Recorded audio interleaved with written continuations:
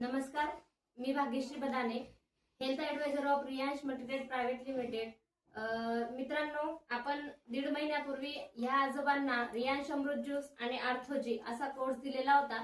तर त्यांना काय त्रास होता आणि काय फरक जाणवतोय हे आपण त्यांच्या तोंडून ऐकूया. आजोबा, तुमचं नाव सांगा. दोंडीबा प्रभुकुंड. गावाचं नाव? गावाचं नाव कुंचावळी. तुम्हाला अमृत ज्यूस घ्यायच्या अगोदर काय त्रास होत होता? अमृत ज्यूस घ्यायच्या पहिला मला गुडघ्याचा त्रास लय जाणवत होता. त्या टायमाला अमृत ज्यूसचं मला हे मिळालं, ते अमृत ज्यूस घ्यायला चालू केलं. परत मुतखड्यात त्रास मी होता. किती वर्षापासून मुतखड्याचा त्रास? मुतखड्यात त्रास मला 15 वर्षापासून चालू आहे. गुडघ्याचा 5-6 वर्षापासून चालू होता. अमृत ज्यूस मुळे तुमचं गुडघ्याची ठणक कमी झाली. परत मुतखड्यात सुद्धा त्रास कमी झाला मला.